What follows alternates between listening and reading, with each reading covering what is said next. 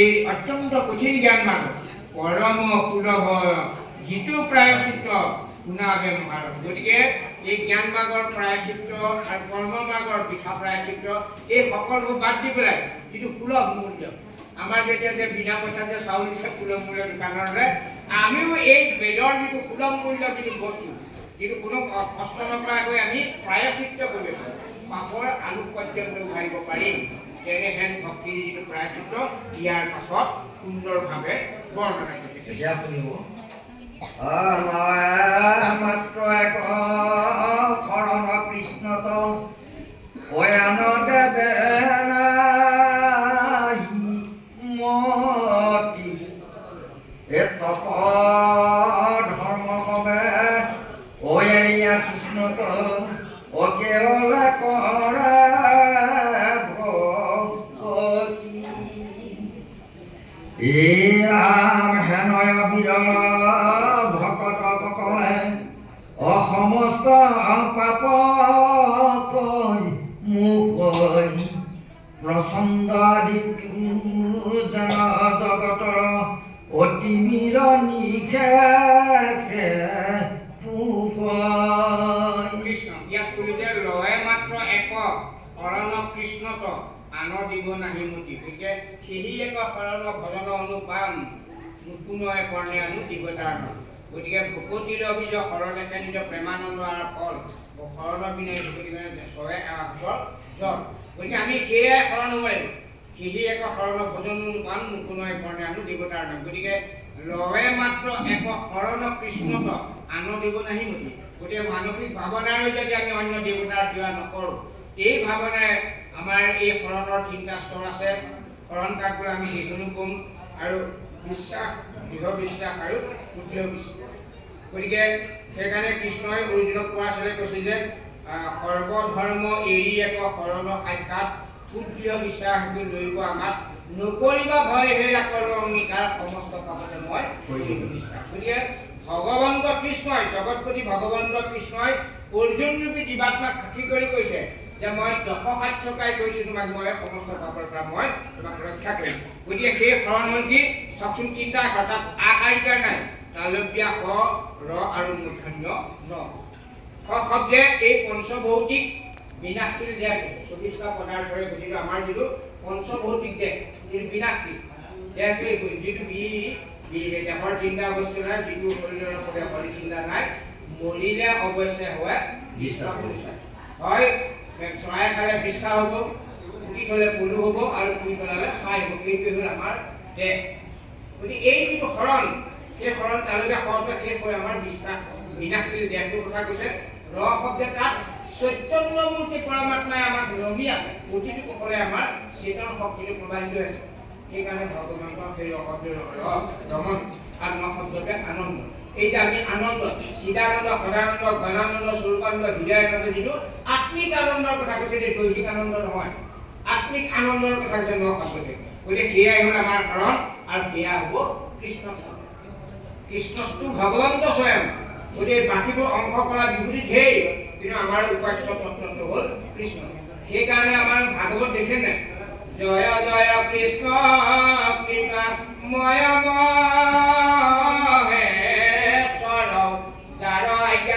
বহে ব্ৰহ্মা হৰি হৰ। গতিকে এই যে তাতে জয় জয় দুবাৰ আছে, তাত তিনিবাৰ ল'ব পাৰি। জয় জয় কৃষ্ণ, কৃষ্ণটো যদি জয় দিয়ে তেতিয়াও ছন্দপতন নকৰে। জয় জয় জয় মহেশ্বৰ বুলি যদি গালে ভুল নহয়, কিন্তু কিয় দুবাৰ দিলে জয় জয় কৃষ্ণ কৃপা ময় মহেশ্বৰ। সেই জয়টো হ'ল প্ৰথম জয়টো হ'ল যে বৈকুণ্ঠপতি কৃষ্ণৰ জয় হওক, আৰু দ্বিতীয় হ'লে জীৱৰ আত্মাত ঘটে ঘটে থকা পৰমাত্মা নাৰায়ণৰ জয় হওক। সেইকাৰণে ভাগৱত তেনেধৰণে আৰম্ভ হৈছে। গতিকে সেইকাৰণে কৈছে যে সেই শৰণ কৃষ্ণত যদি আমি শৰণ আনো, আনৰ দেৱ নাহিকে মতি, যদি অন্য দেৱতাৰ আমি অন্য দেৱতা বুদ্ধিটো হ'ল চব আমাৰ এই 24টা পদাৰ্থৰে গঠিত দেহটোত 5টা কৰ্মেন্দ্ৰিয়, 5টা জ্ঞানেন্দ্ৰিয় আৰু এটা মন, এই সৈতে গোট খাই পেলাই আমাৰ 10টা ইন্দ্ৰিয় আছে। আৰু এইবোৰৰ দ্বাৰা যেতিয়া নিয়ন্ত্ৰণ হৈ থাকে, এইবোৰৰ সন্তুষ্টিৰ কাৰণে যদি আমি আৰু প্ৰতিটো ইন্দ্ৰিয়ত একোজন প্ৰতিষ্ঠাতা দেৱতা আছে। এই দেৱতা প্ৰতিটো দেৱতাসকল 33 কোটি বুলি দেৱতাত আমাৰ অষ্টম চন্দ্ৰ ভাগৱত আছে। সেই 33 কোটি ধাৰণাটো কেনেকৈ আহে চাব দেই। আমাৰ দৰ্শনেন্দ্ৰিয় আৰু মনে সৈতে একাটা ভিন্ন প্ৰতিটো ইন্দ্ৰিয়ক একোজন অধিষ্ঠান দিব আছে। মনৰ অধিষ্ঠান দিব ছন্দ, চকুৰ অধিষ্ঠান সূৰ্য, তাৰপিছত কাণৰ অধিষ্ঠান দিক দেৱতা, জিভাৰ বলুন, মুখৰ গোলাকৰণ, এনেকৈ আছে ছালৰ বায়ু, এনেকৈ যি আছে। এই প্ৰতিটো যিটো ধাৰণা, সেই যিটো প্ৰতিটো ইন্দ্ৰিয় অধিষ্ঠান দেৱতা 11টা ইন্দ্ৰিয় নহয়, 3টা গুণ আমাৰ সংসাৰ। চিৰিয়ে বুলি কৈ দিয়কচোন, 3 ঘাম 33, এই 33ৰ পৰা সংখ্যা বঢ়াই গৈ থাকক, 33 গতিকে সেইকাৰণে এই ইয়াত কৈছে যে লয়ে মাত্ৰ একক শৰণ কৃষ্ণ আন দেৱ নাহি মতি। এই যিটো আমি ইন্দ্ৰিয় ভোগৰ ফালে যদি আমাৰ মনটো নিৱেশ কৰে, তেতিয়া দেৱতা বুদ্ধি হ'ব। তপ ধৰ্ম হ'লে যিমানবোৰ জ্ঞান মাৰ্গৰ তপ ধৰ্ম আছে, এৰিয়া কৃষ্ণত কেৱলে কৰে ভক্তি। কেৱল মাত্ৰ এক দেৱ এক একবিধে নাই, একক কৃষ্ণদেৱ কৰিব ধৰিও তাহাৰ নাম, কৃষ্ণ দাস হৈয়া প্ৰসাদ ভুঞ্জিয়া হস্তে কৰা তাৰ নাম। এই মানসিকতাৰে যেতিয়া আমি এই ধৰ্মটো গ্ৰহণ কৰিম, তেতিয়া কি হ'ব? হেনয়া বিৰল ভকত সকলে সমস্ত পাপক মোহে।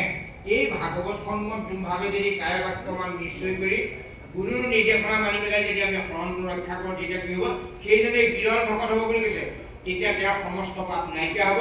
প্ৰচণ্ড আদিত্যু জন জগতৰ তিমিৰ নিষেধ কৰে। যেনেকৈ সূৰ্য উদয় হোৱালৈকে অজ্ঞানতাৰ আন্ধাৰ নাইকিয়া হয়, তেনেকৈ আমাৰ হৃদয় আকাশত কৃষ্ণ যেতিয়া উদয় হ'ব, তেতিয়া আমাৰ এই পাপবোৰ নাইকিয়া হ'ব।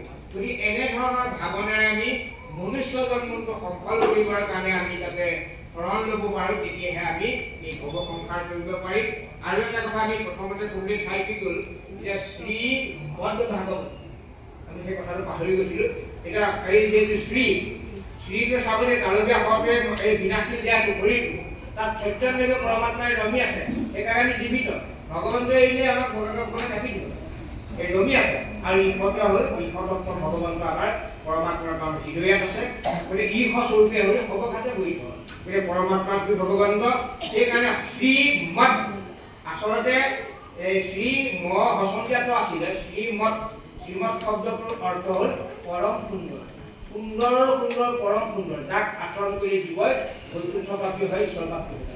এই সুন্দৰতাৰ বিপৰীত সেইকাৰণে শ্ৰীমদ মানে সুন্দৰ। আৰু ভাগৱত হ আৰু হচন্দিয়াটোৰ মাজত সন্ধি হোৱাৰ কাৰণে সংস্কৃত ব্যাকৰণৰ নিয়মৰ কাৰণে হচন্তটো দলৈ ৰূপান্তৰ হয়, শ্ৰীমদ ভাগৱত।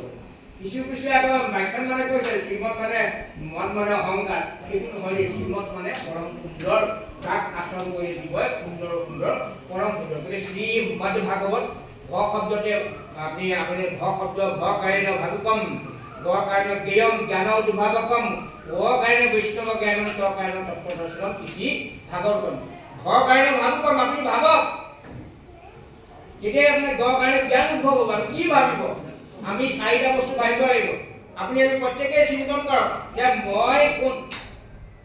আপোনাৰ আত্মাটো সোধক যে মই কোন, তাৰপিছত মই ক'ৰ পৰা আহিছোঁ আৰু মোৰ কৰ্তব্য জ্ঞান মই কৰি যাম। এই 4টা প্ৰশ্ন সুধিলেই আপুনি পৰিচিত নিচিনা হ'ব পাৰিব যে মই কোন।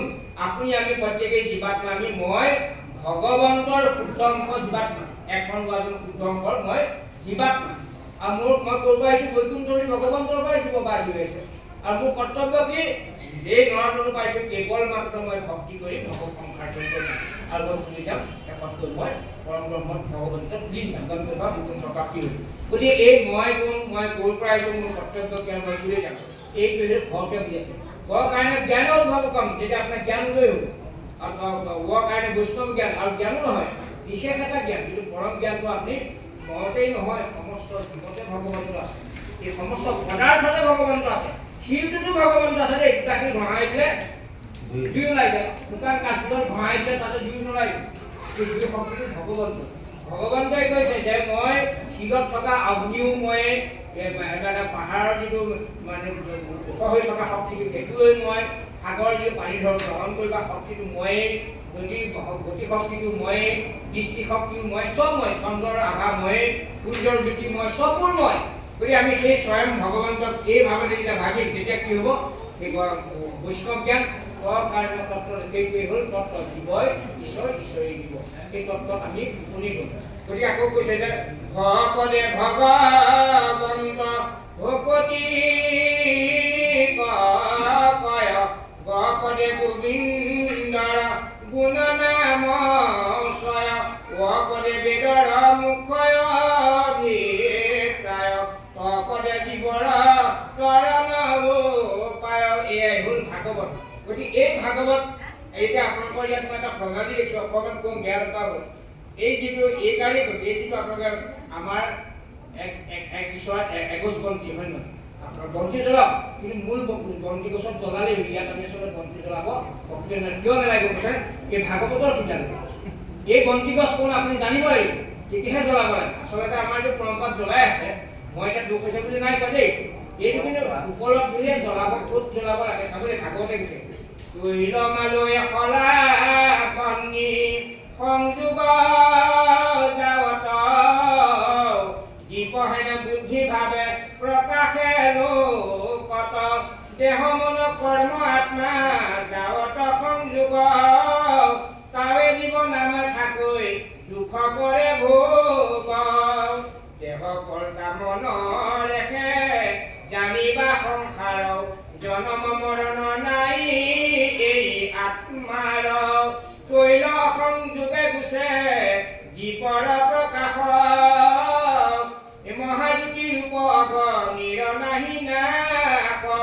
তৈল মলা শলাবনী, আমাৰ তৈল হ'ল আমাৰ দেহটো, মনটোৱে হ'ল আমাৰ মলা, আমাৰ কৰ্মই হ'ল আমি ঈশ্বৰ কৰা কৰ্মটোৱে হ'ল আমাৰ সেই শলাদান শলাদান।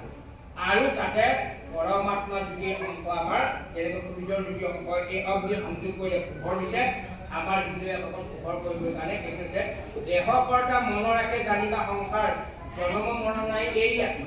যেতিয়াই আমি দেহ বুদ্ধি হৈ থাকিম যে মই কোন, মই আমুকৰ পিতেক, তেতিয়া সেই ভাৱ দেহ বুদ্ধি থাকিম, পিতৃৰ নাম কোন বা কাবাৰ নাম কোন, তেতিয়া আমি অন্ধকাৰ থাকিম।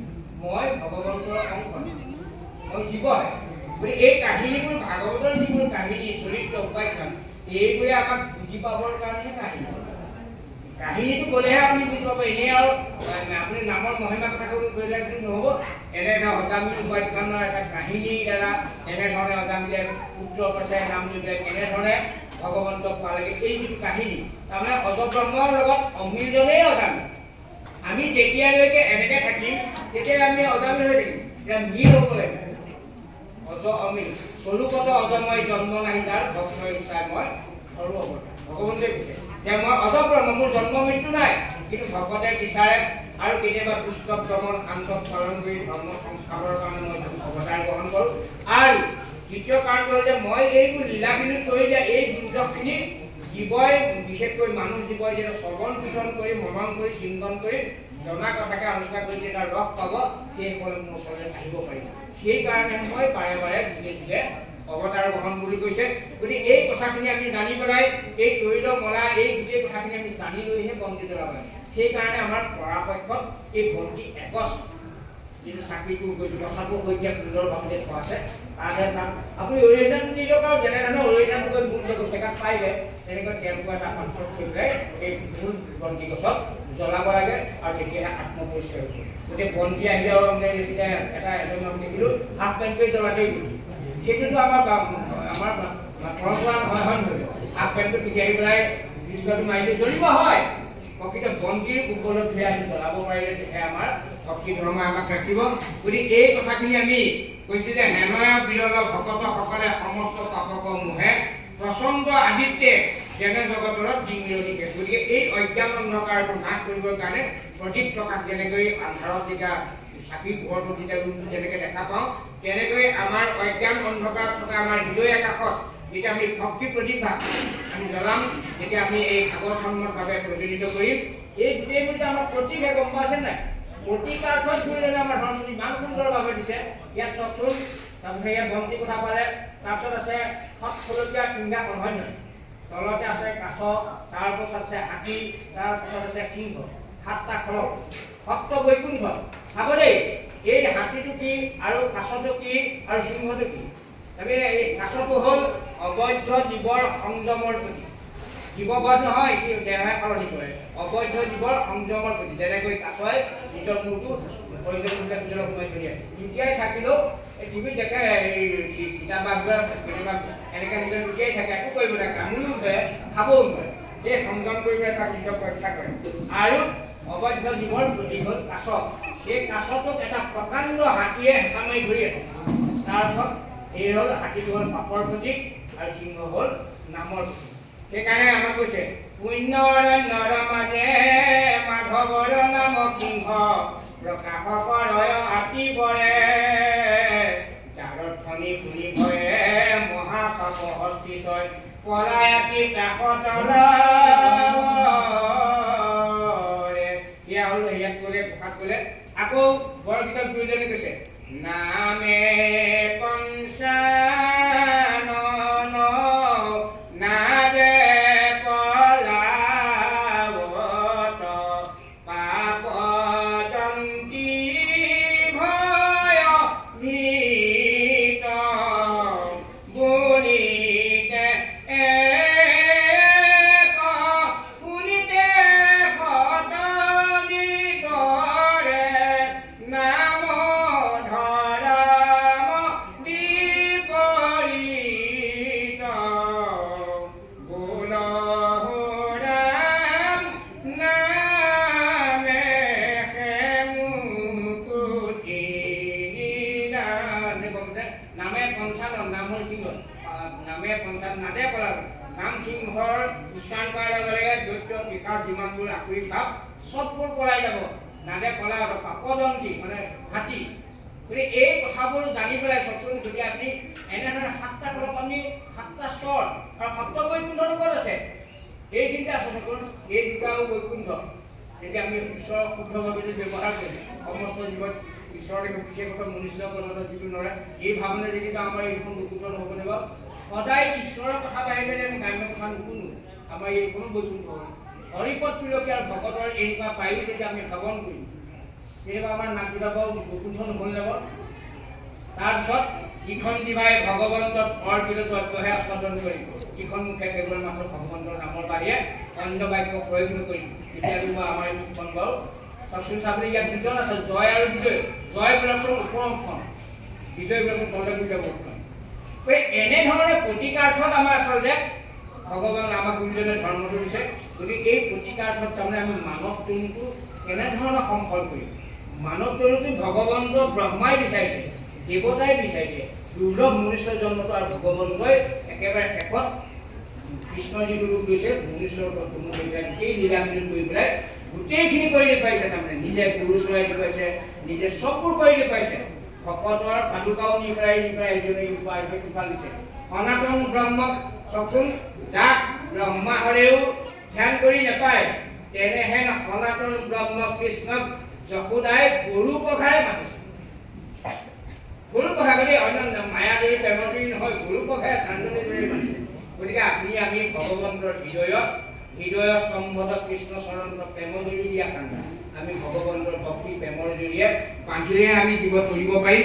গতিকে গতিকে কেনেধৰণৰ এই যে অজ্ঞান অন্ধকাৰ দূৰ কৰিবৰ কাৰণে আমি যাতে প্ৰায়চিত্ৰ যিটো নাম প্ৰায়চিত্ৰ কৰিব তাৰ কাৰণে ইয়াত সুন্দৰভাৱে কৈছে। ইয়াৰ পাছত আৰু এটা কৈছে যে ইয়াৰ পাছৰ পদটোত আপুনি পদ কৰিব কৃষ্ণ জাতি অন্তজাতি পাতকি উতৰৈ হয় হেনকে হৰি ভকতি কোটি প্ৰায়চিত্ত কৰিয়া কৰ্মীৰ অতৰিবে নাহি শকতি অসন্তোষ কৃষ্ণ ভকতৰ সেৱা অকৰি যেন শুদ্ধ হৈ পৰম জ্ঞান পথ পায়ানৰে অসীমত পবিত্ৰ গতিকে চাওকচোন কৈছে যে জাতি অন্তজাতি পাতকিও তৰে সেনেকে হৰি ভকতি। গতিকে আমাৰ ভক্তি ধৰ্মত আপুনি চাব পাৰে বেদৰ কিছু কৰ্ম কৰিবৰ কাৰণে জাতৰ চাৰিটা চমৰ জাতিৰ চাৰিটা জাতি নিৰ্ণয় হৈ আছে হয়নে। ব্ৰাহ্মণেহে বেদৰ সংস্কৃত আমাৰ হেৰিয়াত আছেই আমাৰ গীতাতে আছে যে গীতাৰ প্ৰথম অধ্যায়ৰ পৰা ষষ্ঠ অধ্যায়লৈকে ব্ৰাহ্মণেহে কৰিব পাৰে। আচলতে ব্ৰহ্মক জনাজনেহে সেইখিনি উপনীত কৰিব তেনেকুৱা সত্য। কিন্তু আমাৰ জাতিগত ব্ৰাহ্মণৰ কথা নাই কওঁ তাত নহ'লে সূৰ্যে পঢ়িলে অজ্ঞানে পঢ়িলে জিভা কাটিব নহ'লে তুমি ৰাখিব নোৱাৰিবা। এই সেইকাৰণে গুৰুজনে কৃপালু গুৰুজনে গীতা অনুবাদ নকৰিলে চাবচোন গোবিন্দ মিশ্ৰহে কৰিলে। তাৰমানে গীতাত এই তিনিটা মাৰ্গৰ কথা প্ৰথম অধ্যায়ৰ পৰা 6 অধ্যায়লৈকে কৰ্ম মাৰ্গৰ কথা তাৰপিছত 7 অধ্যায়ৰ পৰা 12 অধ্যায়লৈ জ্ঞান মাৰ্গৰ কথা আৰু 13 অধ্যায়ৰ পৰা 14 অধ্যায়লৈ ভক্তি মাৰ্গৰ কথা কি আছে। গতিকে ইয়াত সেইকাৰণে কৈছে বাকীবোৰ হেৰিয়াত যাত্ৰাভিমান আছিল। ধৰি লওক আমাৰ বিশ্বামিত্ৰ ক্ষেত্ৰীয় হৈ আছিল যদিও এই পাছৰ ইয়াতহে বহুত সমানে প্ৰকৃততে পূৰ্বৰ পৰাই নাই। আমি দামোদঙ্গী পুত্ৰ হ'ল পৰশুৰাম, হয় নহয়? নৈষ্ঠিক ব্ৰাহ্মণৰ ঘৰত জন্ম, কিন্তু তেওঁ কৰিলে কি ক্ষেত্ৰহে হ'ল গোটেই মানে পাপী ক্ষেত্ৰসকলক কাটি নিক্ষেত্ৰ কৰিলে। জন্মসূত্ৰে তেওঁ নৈষ্ঠিক ব্ৰাহ্মণ, কৰ্মসূত্ৰে তেওঁ ক্ষেত্ৰীয়। আকৌ বিশ্বামিত্ৰ জন্মসূত্ৰে তেওঁ নৈষ্ঠিক ক্ষেত্ৰীয়, কিন্তু কৰ্মসূত্ৰে তেওঁ নৈষ্ঠিক ব্ৰাহ্মণ হ'ল। গতিকে এই যিটো যাত্ৰাভিমান, এই যাত্ৰাভিমান ইয়াত নাই বুলি কৈছে। সেইকাৰণে আৰু এটা কথা এইখিনিতে আপোনালোকক নক'লে বেয়া হ'ব। আপোনালোকে জানি আজি আমাৰ যে অসমখনত এই বিশৃংখল গৈছে, আমি নুবুজাৰ কাৰণেহে হৈছে। আমাৰ অনুষ্ঠানটো বহুতে বেয়া দৃশ্যও চাব লৈছে শ্ৰীমন্ত শংকৰদেৱৰ। কিন্তু এটা কথা জানি ল'ব, ইতিহাসবোৰ জানিব লাগে। তেতিয়া ব্যাসমুনিৰ পিতৃ পৰাশমুনি, পৰাশমুনিৰ জন্ম বৃত্তান্তটো শুনিলে আপোনালোকে আচৰিত পাব। ব্যাসৰ কথাটো চাগে জানেই। পৰাশমুনি এগৰাকী চাণ্ডাল ৰজাৰ উপেক্ষিতা ৰমণীৰ গৰ্ভত পৰাশমুনিৰ জন্ম। তেওঁ ব্ৰাহ্মণত্ব আছে, কিন্তু তেওঁ ব্ৰহ্মত্ব লাভ কৰিছে। আৰু বিশ্বাস মানে হেৰি ব্যাসত মৎস্যগন্ধা নদীয়াল মানুহ মাছুৱৈ মানুহৰ গৰ্ভত মৎস্যগন্ধাৰ গৰ্ভত পৰাশমুনিৰ পৌলভত মানে ব্যাসৰ জন্ম। গতিকে এই যিটো জন্মসূত্ৰে কোনো আমাৰ জাতক নাথাকে। জন্ম দায়তে ক্ষুদ্ৰ, আমি জন্মত সকলোবোৰে ক্ষুদ্ৰ হৈ আহিছোঁ, অজ্ঞানী হৈ। সংস্কাৰে দি দিওঁ যেতিয়া আমাৰ জ্ঞান চক্ষুটো খোল খাইছে, তেতিয়া আমি দ্বিতীয় চকুটো খোল খাই দিওঁ। আমি ভাল বেয়া পাপ পুণ্য এইবোৰ জ্ঞান বিজ্ঞান এইবোৰ কথা যেতিয়া জানিম, তেতিয়া আমি নিজ হৈ পৰিম। বেদে পাঠে যেতিয়া আমি অধ্যয়ন নহয় সাংসাৰিক শাস্ত্ৰ আৰু আত্মিক শাস্ত্ৰ, আধ্যাত্মিক যিখিনি শাস্ত্ৰ জীৱৰ কল্যাণৰ ঠাই আমি আমাৰ জীৱৰ মুক্তি পথৰ কথাখিনি যেতিয়া অনুসন্ধান কৰিম, তেতিয়া বেদে পাঠে বিপ্ৰ হৈ পৰিম। তাৰপিছত ব্ৰহ্মক জানন দি ব্ৰাহ্মণ অৰ্থাৎ সেই পৰম ব্ৰহ্ম সনাতন যে মোৰ হৃদয়ত আছে, তেতিয়া মই জানিলোঁ তেতিয়াৰ সেইজনে হ'ল ব্ৰাহ্মণ। গতিকে এইখিনি কথা আমি জানিব লাগিব। সেইকাৰণে কৈছে যে জাতি অন্তৰ্জাতি পাতকীও তৰে হেনেক হৰি ভগতি। গতিকে ভগৱন্তৰ ভগতিটো হৈছে হৰি নামে গতি, হৰি নাম ভকতৰ কেৱলে ভগতি। ভগৱন্তৰ নাম কায় বাক্যমত নিশ্চয় কৰি একান্তভাৱে শুদ্ধ বিশ্বাসে 12 সত্য খাই আশ্ৰিত হোৱাৰ পাছত যেতিয়া আমি নাম ল'ম, এহেৰণিকে খাওঁতে শুওঁতে উঠোঁতে বহোঁতে স্নানে দুঃখস্থানে শয়নে ভোজনে প্ৰতিটো ক্ষণত যদি আমি ভগৱন্তক স্মৰণ কৰি থাকিম, সেয়াই আমাৰ ভগতি। এইবোৰ প্ৰণালীহে, এইবোৰ অনুষ্ঠানিক প্ৰণালী। ইয়াত নিয়ম প্ৰণালী আছে দেই, নালাগে নহয়, লাগিব। কিন্তু আত্মিক নাম ল'বলৈ কোনো নিয়ম প্ৰণালী কথা নাথাকে। হৰি নাম কীৰ্তন নাহিকালৰ দেশপাত্ৰ নিয়ম সংযম একো বিধি।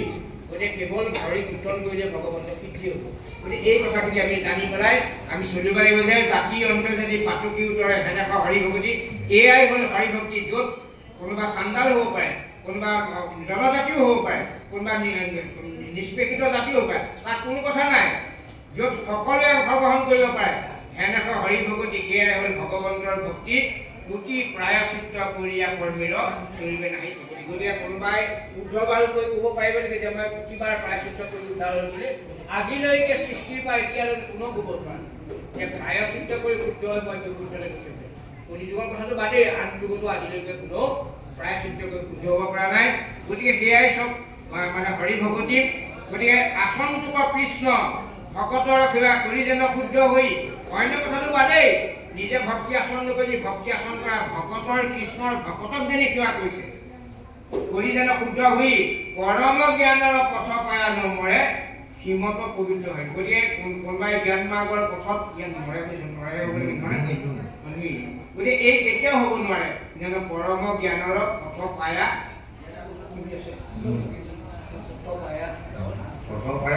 নৰে সীমত পবিত্ৰ।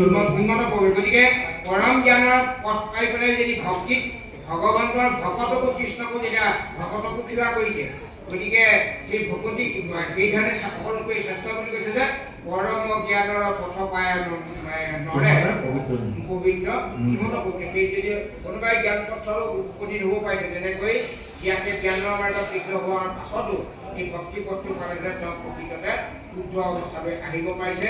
গতিকে এই ভক্তি পন্থটো অত্যন্ত কোমল সুলভ বুলি এনে কৈছে যে এই পৰম জ্ঞানৰ পথটোতকৈও সকলো সকলোতকৈ সুলভ হ'ল ভগৱন্তৰ ভক্তি। গতিকে কায় বাক্যমত নিশ্চয়কৈ আমি ভক্তি আচৰণ কৰিব লাগিব আৰু আমি চৰণ যেতিয়া ৰক্ষা কৰিম তেতিয়াহে আমাৰ ভকতে আমাক ভগৱন্তই আমাক ৰক্ষা কৰিব। আপুনি ভক্তি ধৰ্মটো ৰক্ষা কৰিলে কিন্তু ধৰ্মই আপোনাক ৰক্ষা কৰিব। আপুনি প্ৰথমতে ধৰ্মটো ৰক্ষা কৰিব, তেতিয়া আপোনাক ধৰ্মই ৰক্ষা কৰিব। আমি আকৌ মানে কি হ'ল নবীকৰণৰ সংঘৰত চহী কৰিলোঁ বুলি আমি ভকত নহয়নে? আমি বগা চেলাই কাপোৰখন গামোচাখন চুৰিয়াখন পিন্ধিলে আমি ভকত নহয়। আগৰ সংঘতভাৱে আমি আচৰণ কৰিলেহে ভকত। ই এটা এটা আমি একীকৰণ হ'বৰ কাৰণেই ভাৱনাটো আহিবৰ কাৰণে আমাৰ এই লাগিব। গতিকে সেইকাৰণে কৈছে ইয়াৰ পাছত বোলে জ্ঞানৰ পথত নাহিকে সহায় ইয়াত কৈছে কৰ্মত বিঘিনি ভয়। ইয়াৰ পাছত সুন্দৰভাৱে কৈছে জ্ঞান মাৰ্গত অসহায়। ইয়াক অসহায় কৰিলে তেওঁ ইমানখিনি জনাৰ পাছতো তেওঁ নিজকে সহায় কৰিব পাৰে। আকৌ এজন গুৰু লগা হ'ব আৰু কৰ্মত আৰু বিঘিনি আছে। কৰ্মত বিঘিনি আপুনি এই কাৰণেই বিঘিনি আছে। আপোনালোকে ইয়াৰ পাছত আলোচনা হ'ব অজ্ঞান পথত নাইকিয়া সহায় অকৰ্মত বিঘ্নিৰ ভয় ভকতি পথত ঈশ্বৰৰ ৰক্ষক অজানিবা নিশ্চয় অজ্ঞান কৰ্ম একো অপেক্ষা নকৰি অকেৱলে ভকতি তালৈ ভকতি সহায় নলয় জ্ঞান কৰ্মে কৰিলে কিছু নোৱাৰে। কৃষ্ণ জ্ঞানৰ পথত নাহিকে সহায়ক কৰ্মটো বিঘিনি কৰে। গতিকে জ্ঞান মাৰ্গৰ দ্বাৰা আমি সাধন প্ৰণালী কৰি কিন্তু আমি জীৱ উদ্ধাৰ হ'ব নোৱাৰোঁ আৰু কৰ্মৰ মাজত বিঘিনি আছে। এইকাৰণেই বিঘিনি আছে এতিয়া ৰাজকু যজ্ঞ পাতে যুধিষ্ঠিৰে এইদিনে ভগৱন্তই লীলা বৰতাত চোৱাচোন দ্বাপৰ যুগত পূজা তথাপিতো ৰাজকু যজ্ঞ পাতে। এক লাখ পৰশিলা ৰজা লৈ পেলাই তেওঁ এনেকৈ লীলা কৰিবৰ কাৰণে ভগৱন্তই সেইটো দেখুৱাইছে। সেই ৰাজকু যজ্ঞত যেতিয়া প্ৰথমতে যজ্ঞৰ অগ্ৰভাগ কাঠ চুব পেলাই গ'ল বাদানুবাদ হ'ল। তাৰপিছত সহদেৱ পণ্ডিত কাৰণে তেওঁ শাস্ত্ৰীয় যুক্তি দিলে। পিতামহ ভীষ্মই শাস্ত্ৰীয় যুক্তি দিয়াৰ পাছত সকলোৱে গ্ৰহণ কৰাৰ পাছত যেতিয়া যজ্ঞৰ অগ্ৰভাগ ভগৱন্তক যেতিয়া 12 মন্ত্ৰৰ 12 মুখান ভগৱন্তৰ নামেৰে জপি পেলাই যেতিয়া ভগৱন্তক দিলে দিয়াৰ পিছত তেতিয়া শিশুপালতো অত্যন্ত খং উঠিলে। শিশুপালে গালি পাৰি পাৰি পাৰি 100 পাৰ কৰি দিলে। তাকে ভগৱন্তক চব কৰি দিলে কাটি পেলালে। যি যজ্ঞস্থলীত যদি ৰাজকু যজ্ঞ যদি মানুহ বধ হয় তাৰ বৰ বিঘিনি হয় নে নহয়? ভাল নহয় জানো? ৰাজকু যজ্ঞ কৰি চুক্তি কৰি ব্ৰহ্মলোক পাবকে পাৰিব। কিন্তু সেই ব্ৰহ্মলোক পোৱাৰ পাছৰে কথা যুধিষ্ঠিৰৰ ৰাজকু যজ্ঞত আপোনাৰ মানুহৰ হত্যা হৈছে। যিয়েই নহয় ভগৱন্তৰ লীলা অৱতাৰত যিয়েই নহয় কিন্তু হত্যা আছে। প্ৰতিটো কৰ্মতে বিঘিনি আছে। কৰ্মৰ মাৰ্গত আৰু জ্ঞানে অসহায় বুলি কৈছে কৰ্মত বিঘিনি আছে। গতিকে সেইকাৰণে ভক্তিটি সেইখিনি নাই কৰ্মত বিঘিনি ভয় ভকতি পথত ঈশ্বৰৰ ৰক্ষক। গতিকে আমি যদি কায় বাক্যম নিশ্চয় কৰি যদি আমি ভগৱন্তত আশ্ৰিত হৈ আপুনি মানে ভক্তি ধৰ্ম আচৰণ কৰিব তেতিয়া সেইকাৰণে ভগৱন্তই কৈছে মহাৰম্ভৰে বুলি লংকনাৰায়ণ সৰুপতময় নামৰ কাৰণ সত্য সত্য সত্য সত্য সত্য নিচামানি সত্য সত্য সত্য সত্য সত্য বোলো বাণী দশ সত্য কৰি মই দহাইলো তোমাক নাসদাইলে যাতে আত নকৰা সঞ্জাত। আমাৰ সনাতন ধৰ্মৰ ধৰ্মটো চব জগতপতি ভগৱন্তই অনন্তপতি ব্ৰহ্মাণ্ডৰ অধিকাৰী ভগৱন্ত কৃষ্ণই জীৱাত্মাৰ প্ৰতি অৰ্জুনক আগলৈ কৈছে যে মই দশসত্য খাই পাৰি উদ্ভৱ কৰি গৈছোঁ যদি তুমি সন্তান জন্ম দিলেহে তাক মোক আৰু নিদিবা। গতিকে মই তোমাক এই ভক্তিটো ধৰ্মৰ কাৰণে এবাৰ খাইছে দুবাৰ খাইছে 3 বাৰ খাইছে 4 বাৰ খাইছে 5 বাৰ খাইছে 6 বাৰ 7 বাৰ 8 বাৰ 9 বাৰ 10 বাৰ লক্ষেন্দ্ৰীয় সম্পূৰ্ণভাৱে সন্তুষ্ট হ'বৰ কাৰণে বুজিবৰ কাৰণে 10 বাৰ শপত খাই পেলাই উদ্ধবাহু কৰি পেলাই সনাতন কৃষ্ণ ব্ৰহ্মাৰ শপত খাই আমাক কৰিছে। গতিকে নাক যাবা যদি মোৰ এই কথাখিনি তুমি মানি ল'বা অৰ্জুন জীৱাত্মাৰ প্ৰত্যক্ষ। গতিকে সেইকাৰণে ইয়াত এইবিলাক কৈছে যে জ্ঞানৰ পথত নাহিকে সহায় কৰ্মত ভকতি পথত ঈশ্বৰৰ ৰক্ষক সৰ্বধৰ্ম এৰিয়ে কহৰৰ সাক্ষাৎ সূৰ্য বিশ্বাসেৰে কৰিব আমাক নকৰিবা ভয় হে নকৰিব অংগীকাৰ সমস্ত পাপতে মই বিশ্বাস। বোলে ভগৱন্তই কৈছে যে ভয় নকৰিবা অৰ্জুন আমাৰ অৰ্জুন মানে আমি জীৱাত্মা ধৰম আহ্বান মানে তোমালোকে ভয় নকৰিবা মই তোমাক কৈছোঁ সমস্ত পাপতে মই ৰক্ষা কৰিম সেইকাৰণে আমি কৃষিজীৱী বা আমি কৰ্মাজীৱী জীৱ যেতিয়া প্ৰতিটো কৰ্মত আমি কৃষ্ণ বুলি বা ভগৱন্তৰ নামৰ লগত আমি সংযোজন হ'লে পাপ হ'বই নকৰিলে কিন্তু পাপ নাশ কৰিম আমি এতিয়া কৃষি কৰ্ম কৃষ্ণ শংকৰ গুৰু যদি আপুনি কোনো পাপটো মাৰিছে তাততো কেঁচু গুমৰি কৰি কাটিবই কাটিবই কিন্তু সেই পাপৰ পৰা ভগৱন্তই ৰক্ষা কৰিম গতিকে প্ৰতিটো পাপৰ ৰক্ষা কৰিবলৈ ভগৱন্তই কৈছে যে জ্ঞান কৰ্মে একো অপেক্ষা নকৰি কেৱলে ভকতি এটা যে এই ভকতি হ'ল ৰজা ভক্তি পথটো হ'ল যে ৰজা বাকীবোৰ হ'ল পুণ্য এইবোৰ কিংকৰ সেইকাৰণে কৈছে যে হৰিক সতত স্মৰণ কৰা সমস্ত পুণ্যৰ ইশে হৰিক স্মৰণে পুণ্য কিংকৰ গতিকে আমি ভগৱন্তৰ এই পুণ্য হ'ল দুবিধ এইবিধ হ'ল ভক্তি পুণ্য অক্ষয় পুণ্য আৰু এইবিধ হ'ল কয়লা গতিকে সেইকাৰণে প্ৰহ্লাদক কৈছিলে যে কীৰ্তনে পলাইতে পাপ ছয় ভোগবুদ্ধি পুণ্য কৰা ভগৱন্ত প্ৰহ্লাদে এই পাপটো আগৰ জন্মত ইমানেই ভগপুণ্য কৰি আহিলে এক মনন্তৰ দৈত্য ৰজা হ'ব লাগিব গতিকে সেইখিনি মইতো সেইটো কৈছে তোমাক মই দুখ দিব নোৱাৰোঁ তুমি ৰজা হৈ ভোগ কৰি থয় নে তাৰপিছতে মোৰ পাব পাৰিম গতিকে এইকাৰণে আমি সেইকাৰণে কৈছে জ্ঞানৰ পথত নাহিকে সহায় কৰ্মত বিঘিনি ভয় ভগৱতী পথত ঈশ্বৰৰ কথা জানিবা লগা নিশ্চয় জ্ঞানৰ কৰ্ম একো অপেক্ষা নকৰি এই জ্ঞান মাৰ্গৰ কৰ্ম মাৰ্গৰ ভিতৰত এইখিনি কোনো কথাটো নলৈ কেৱলে ভগৱতী তাৰে কেৱল মাত্ৰ হৰিনামৰ প্ৰতিনিধিক আমি আশ্ৰিত হ'ম ভগৱতীৰ সহায় নলৈ জ্ঞান কৰ্মে কৰিব কিছু নোৱাৰে গতিকে ভক্তি মাৰ্গটো নোলোৱাকৈ এই জ্ঞান মাৰ্গৰ সাধন প্ৰণালীটো চাবলৈ সত্য যুগত যদিও ধ্যান কৰে তাত ভগৱন্তৰ নিৰ্দিষ্ট 8টা নাম 10টা নাম আছে 10টা নাম প্ৰথমতে জপি লৈ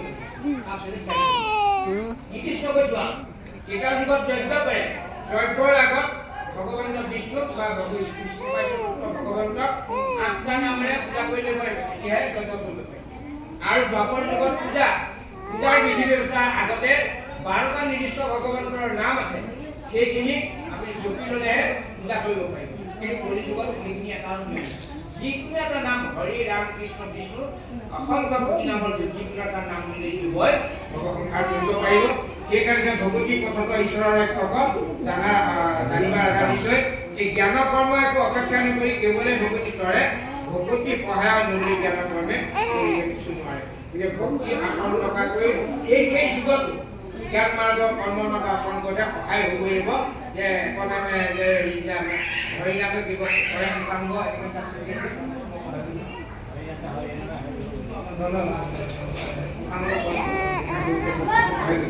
গতিকে জ্ঞান কৰ্ম এইখিনি আসন কৰিবলৈ হৰিনামে সকলোকে শেষ কৰিব বা নিষেধ কৰিব পাৰে গতিকে ইয়াৰ পাছৰ পদত সুন্দৰভাৱে ভক্তিৰ চেতনা দিয়া আছে ভক্তি কেনেধৰণে আমি আসন কৰিব লাগিব ইয়াৰ পাছৰ পদত সুন্দৰভাৱে বৰ্ণন কৰিছে হৰিত ভকতি যিজনে নকৰৈ পৰম মলিন বুদ্ধি কৰৈ প্ৰায়শ্চিত্ত কোটি শত যদি তথাপি নুহিতে বুদ্ধি এই যেন খুৰা ভাণ্ড সমস্ত তীৰ্থত